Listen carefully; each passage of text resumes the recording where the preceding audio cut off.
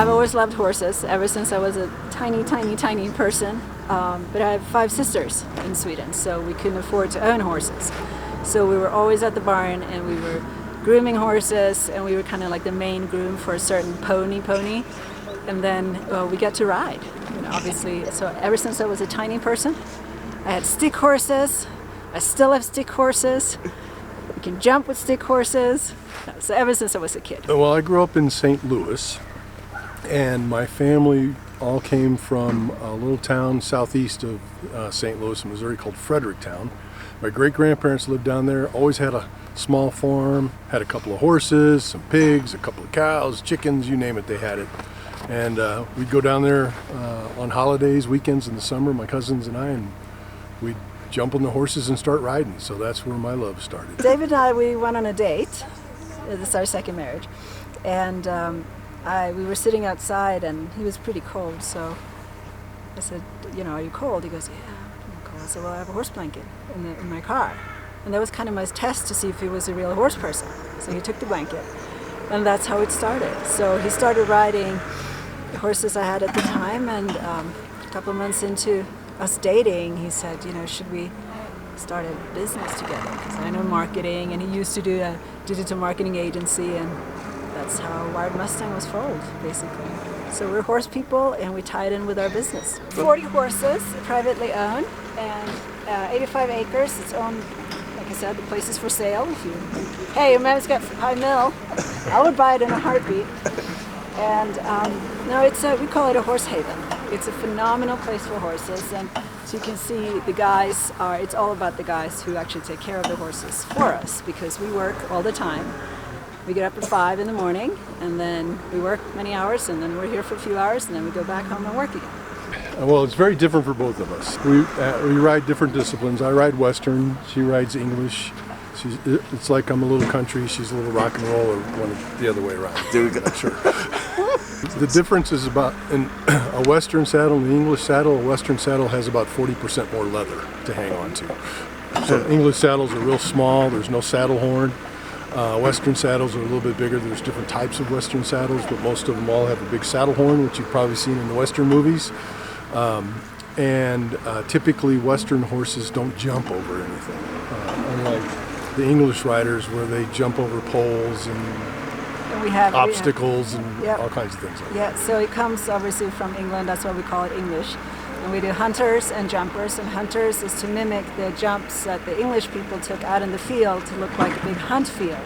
So they used to jump over the fences, like the wood fences and the rock fencing and all that. So that's the hunters, and then we have jumpers, what I do. And then we have dressage people. And then we have crazy people. No. So those are the two biggest differences. You'll see. We'll get you on one. Don't you worry. And Western horses are usually what you take on a trail ride if you go trail riding, or you're chasing cows. You're herding cows or rounding up cows, cattle, that sort of thing. This is a Western horse. This is a quarter horse. This is it's called an Oldenburg, I think. And this horse is here for tryout for a young lady who's going to maybe buy him. He just got here, so he's not very happy right now. But that's his friend. That's his friend. So this horse has an eye infection, apparently. So that's why we have what we call a fly mask on. This is something we typically have on in the summer to prevent them from getting flies in their eyes. Because flies like to go in their eyes and lay eggs. Yummy. This is a typical Western quarter horse. It's very stocky, they're smaller. You see their eyes, it's kind of wide between their eyes and shorter ears. They're very cuddly and very fuzzy. Yeah, you want a pet? And these horses are a little chunkier, as we say, a little bit more rotund, so they get fed through a hay net like this. So they eat slower. So they have to kind of like pick this out. Yeah. While the other horses, you see, they have a big buffet table out there that they can go eat from. And all these horses in this turnout here are mares, so they're all females. So typically they keep the females together, and they keep the males together. Yeah. Okay. We load them up, and we go to a horse show, and we jumps, and we compete, and it's a lot of fun. It's just like running a company, really.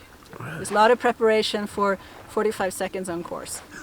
And you're always right to win. It's like when you run your business. You know, you want to have a successful business. Like you want to succeed when you're on course, too. This one's so pushy. Eddie, I've had Eddie for about 1.5 years. And he came to America from Belgium, actually, about 2 years ago, so not very long. And so they fly them over. Go away. Wow. So pushy. Yeah, I'll show you. It's crazy. They put them in these huge stalls on the airplane, and they load up 50, 60 horses, and they fly them over to people who purchase them, and they resell them here. So he's a Belgian horse. I don't know where he's from. Oh, this is King Tut. You would like King Tut. So King Tut is a jumper horse too. He also does Western. He does both disciplines. So Stacy, who's his owner, she takes him on. She has a Western saddle, and she does Western riding with him. But she also competes in the jumpers, and he's really fast. So geldings are obviously not stallions. So these are all geldings. Okay. Everything is awesome and very interesting. And over there, where the mares were, you saw that there was a little bit more aggressiveness, Okay. a little bit of bitchiness. Here we're very curious, and we're very happy and interested in everything we do. But they are horses, so they always compete against each other kind of way. But they also have a secret language that we don't understand. That's why these horses go out together really well. Martin, you saw over with the tractor, he is a phenomenal horseman. He sees which horses that go together. So that's why he paired up Eddie with Puck, and they're best friends, and this one is just bossy. Absolutely, 100%. For me, for example, that's why I'm out every day. I have to go see my horse. That's me. We also, there's a lot of equine therapy that comes with veterans. David, do you want to talk a little bit about veterans and the equine therapy that we volunteer at? That's actually a big deal. I was the board president for a veterans nonprofit called Operation Equine, and they provide equine therapy for veterans and first responders. And they have a very specific therapeutic program and things that they take the veterans through if they're open to it, and helps them get over any type of challenges they may be having from PTSD.